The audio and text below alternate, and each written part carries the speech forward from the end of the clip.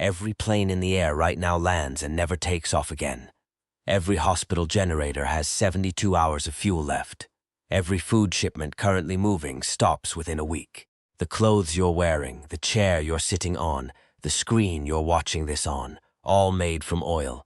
Tomorrow morning, the last barrel is pumped. And what happens next will reshape every aspect of human civilization faster than any war, any pandemic, or any natural disaster in recorded history.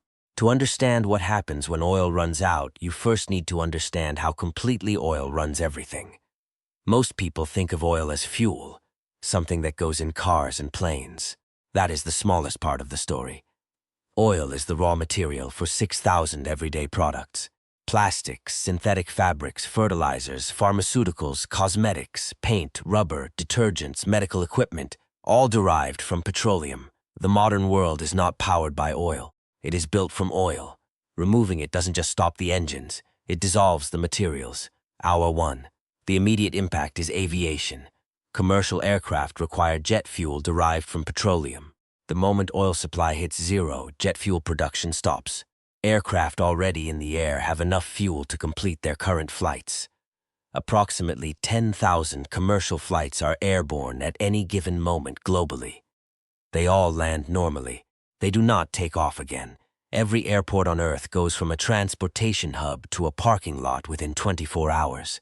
4.5 billion passenger journeys per year stop instantly. The global air freight system, which moves 52 million metric tons of cargo annually, including medical supplies, electronics, and fresh food, ceases to exist overnight. Hour 6. The shipping industry begins its shutdown. Cargo ships run on bunker fuel, the heaviest derivative of crude oil. The 50,000 cargo ships currently at sea have enough fuel to complete their current voyages. But the ships waiting in port to load cannot depart. The supply chain that moves 90% of global trade by volume, food, medicine, electronics, raw materials, begins its final deliveries. Every ship currently at sea is carrying the last shipment of whatever it contains that will ever arrive at its destination by water. The captain of a container ship carrying Kenyan coffee to Rotterdam knows that when he docks, there will be no coffee from Kenya for a very long time. Hour 12. Food systems begin showing the first stress fractures. Modern agriculture is almost entirely dependent on petroleum, not just for the tractors and harvesters that run on diesel, but for the fertilizers that make the yields possible. Nitrogen fertilizer, which feeds half the world's population, is synthesized from natural gas through a process that requires petroleum inputs. Without oil, the fertilizer supply stops. Without fertilizer, crop yields drop by 60% globally within one growing season. The food that exists right now is sufficient. The food that needs to be grown next season is already in danger before a single seed has been planted. Day 1 ends with the world's governments in simultaneous emergency session. The strategic petroleum reserves that every major nation maintains. The United States holds 700 million barrels, enough for approximately 35 days of normal consumption, are immediately nationalized and rationed. Fuel is no longer a commodity you can buy. It is a government-controlled resource allocated by priority. Hospitals get fuel, emergency services get fuel, food distribution gets fuel. Everything else gets nothing. The private car, which consumes 45% of global oil production, is immediately and permanently grounded by government decree in every nation on Earth within 24 hours of the announcement. 1.4 billion cars become stationary objects overnight. Day 3. The heating crisis begins in cold climates. Heating oil, the fuel used to heat homes and buildings across the northern hemisphere, is petroleum-derived. Northern Europe, Canada, the northern United States, and Russia begin rationing heating fuel immediately. It is November in this scenario. The temperature in Moscow is -8 degrees Celsius. The temperature in Minnesota is -12. Strategic reserves are redirected to hospitals and emergency shelters first. Residential heating second. The calculation being made in government offices across the northern hemisphere is brutal and simple. How many people can we keep warm with the fuel we have? And who decides who those people are? Day 5, plastics manufacturing stops globally. This is the impact most people don't anticipate because they don't realize how much of modern medicine, food packaging, and infrastructure is made of plastic derived from petroleum. The medical implications alone are staggering. Syringes, IV bags, surgical gloves, sterile packaging for instruments, catheters, blood bags, all plastic, all petroleum derived, all now impossible to manufacture. Hospitals begin immediate rationing of single-use medical equipment. Procedures that require significant plastic consumables are postponed. The surgical glove, which has been standard medical practice for 130 years, becomes a rationed item within a week of oil running out. Day 7. Food prices double in every developed nation, then double again. The supply chain disruptions, the fuel rationing, and the beginning of fertilizer shortages combine to create a food pricing crisis that makes every previous food price spike in history look minor. Bread that cost $3 last week costs $12 this week. Not because bread is scarce yet, but because every input cost in the supply chain from farm to shelf has increased simultaneously. Panic buying empties shelves, not because there isn't enough food globally, but because the distribution system that moves food from where it is to where people are is running on rationed fuel at reduced capacity. Food exists. Getting it to people is the problem. Day 10. The pharmaceutical crisis becomes acute. Modern pharmaceuticals are among the most petroleum-intensive products on Earth. Not just the plastic packaging. The active pharmaceutical ingredients themselves are synthesized through chemical processes that use petroleum derivatives as feedstocks.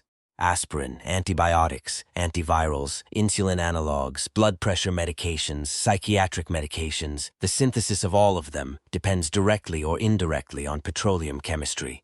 The pharmaceutical supply chain that existed before day 1 had approximately 90 days of inventory for most medications depending on the drug. Day 10 means 20 to 80 days of supply remaining for most critical medications. The countdown is visible and nobody has an answer.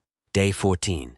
The electricity crisis arrives later than most people expected because most people don't realize how much electricity doesn't come from oil.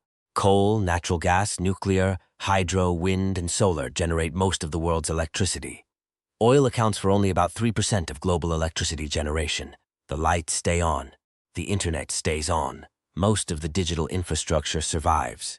What doesn't survive is the diesel backup generators that every hospital, data center, and critical infrastructure facility uses when the main grid fails. Those generators run on diesel. The fuel for those generators is rationed. When the main grid goes down, as it increasingly does because the maintenance trucks that fix power lines run on diesel, the backup systems have limited runtime. Day 20. The agricultural crisis that was theoretical on day 1 is now measurable. Farms that depended on diesel machinery have been operating at reduced capacity for 2 weeks, using rationed fuel for the most critical operations and abandoning everything else. In the developing world where subsistence farming is still common, the impact is paradoxically less severe. Human and animal labor continues without petroleum. In the developed world where a single farmer operating petroleum-powered machinery feeds hundreds of people, the reduction in operational capacity is creating the first genuine food production shortfalls. The harvest that is in the ground will come up. The harvest that needs to be planted next month is in serious jeopardy. Day 20 also marks the beginning of the great urban exodus. Cities, which have always depended on continuous supply chain replenishment, are becoming unsustainable faster than rural areas. The logic is simple and ancient. If food doesn't come to you, you go to food. The movement of urban populations toward rural agricultural areas is the largest human migration since World War II, and it is happening without government planning, without infrastructure support, and without enough fuel to move people by vehicle. People are walking. In the United States, people are walking out of New York, Los Angeles, Chicago, and Houston toward the agricultural interior of the country. The distances involved, hundreds of miles, are distances that would have been trivial by car and are devastating on foot. Day 25. The alternative energy transition that policymakers had planned to take 30 years begins happening in 30 days out of pure desperation. Solar panels, wind turbines, and electric vehicles that already exist are suddenly the most valuable objects on Earth. A working electric car with a charged battery is worth more than a house in most cities. Solar panel installations that were scheduled for years from now are buying fast-tracked by governments with whatever non-petroleum construction equipment exists. The transition to renewable energy that humanity had been slowly and reluctantly making is now happening at emergency speed, driven not by environmental concern, but by survival necessity. It turns out the main obstacle to transitioning off oil was never technology. It was inertia. Day 30. The damage assessment is impossible to make with precision because the disruption is still ongoing and the secondary effects are still cascading. What can be measured is stark. Global GDP has contracted by an estimated 40% in 30 days, the largest economic contraction in recorded history by a factor of 10. The death toll from heating failures, medication shortages, food distribution breakdowns, and medical procedure postponements is estimated at between 2 and 8 million people globally in the first 30 days, with projections suggesting the number will increase significantly over the following 90 days as pharmaceutical inventories deplete and the first agricultural shortfalls arrive.